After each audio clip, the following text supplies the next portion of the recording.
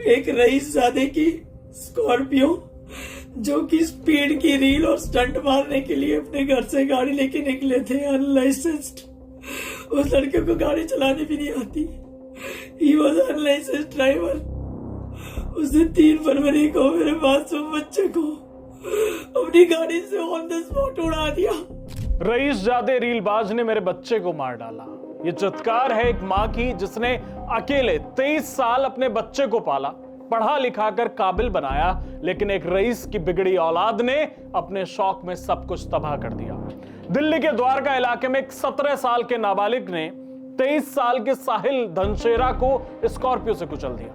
3 फरवरी को नाबालिग ड्राइवर अपनी बहन के साथ सड़क पर स्पीड फन रील बना रहा था, तभी उसकी तेज रफ्तार स्कॉर्पियो ने साहिल की बाइक को जोरदार टक्कर मार दी। टक्कर के बाद उससे ब्रेक तक नहीं लगे और उसने एक कैब ड्राइवर को भी हिट कर दिया। कैब ड्राइवर भी गंभीर रूप से घायल है। रईसजादे की रफ्तार और सोशल मीडिया पर रील बनाने की सनक ने साहिल धनशेरा की जिंदगी छीन ली। साहिल की मां इन्ना माकन ने नम आंखों से बताया कि साहिल उनका इकलौता सहारा था। एक सिंगल मदर के तौर पर उन्होंने उसे बड़े अरमानों से पाल कर बड़ा किया था। आप उस मां का बयान सुनिए, कलेजा बाहर आ जाएगा। मैं इना साहिल धनेश्वरा की मदर, सिंगल पेरेंट। मैंने अपने बच्चे को 23 साल से एज ए सिंगल मदर पाला है और एक रईसजादे की स्कॉर्पियो जो कि स्पीड की रील और स्टंट मारने के लिए अपने घर से गाड़ी लेके निकले थे अनलाइसेंस्ड।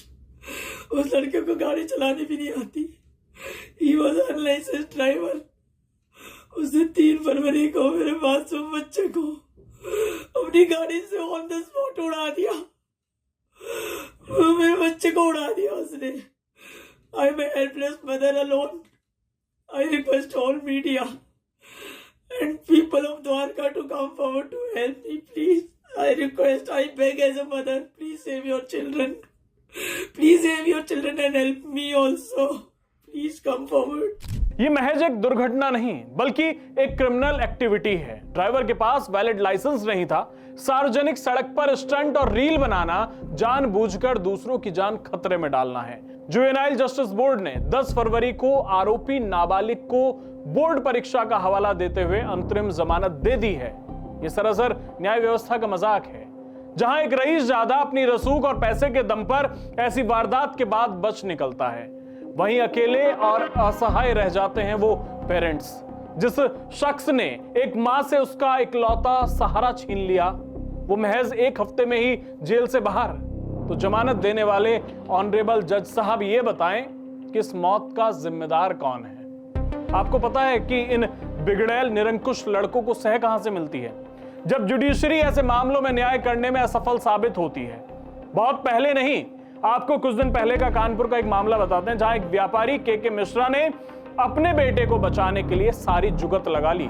उस मामले में वीडियो का सबूत था कि ड्राइविंग सीट पर शिवम मिश्रा बैठा था और उसे बाउंसर बाहर खींचते हैं, फिर भी ड्राइवर को कोर्ट में आरोपी के तौर पर पेश किया गया।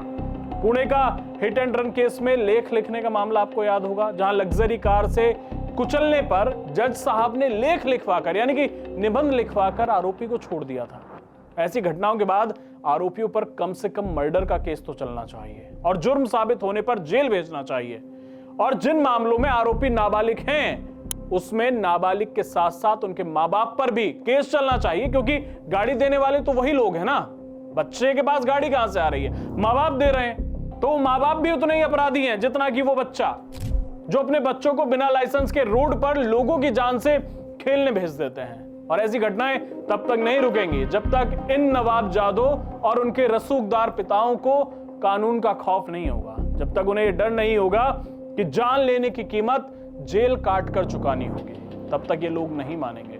इसके लिए हमें और आपको अपनी आवाज बुलंद करनी होगी। अगर आज हम और आप नहीं बोले तो कल नंबर किसी का भी हो सकता है। हिट एंड रन के कानून कागजों पर तो सख्त दिखते हैं, लेकिन हकीकत में रसूख के आगे दम तोड़ देते हैं। हम ऐसे मामलों में फास्ट ट्रैक जस्टिस और गैर जमानती धाराओं की डिमांड करते हैं कि यह सब होना चाहिए, चाहे अपराधी की उम्र कुछ भी हो। अगर साबित हो रहा है कि उसकी लापरवाही की वजह से यह हुआ है, तो उसे जेल होनी चाहिए। अगर आप भी चाहते हैं कि हिट एंड रन के मामले में ठोस कानून बने और जल्द से जल्द सजा के लिए एक्शन हो, तो कमेंट में लिखकर बताइए। इस वीडियो को ज्यादा से ज्यादा शेयर करिए, क्योंकि ये वीडियो सरकार और उन माननीय जज साहबों तक पहुंचना चाहिए जो निबंध लिखवाकर छोड़ देते हैं। धन्यवाद।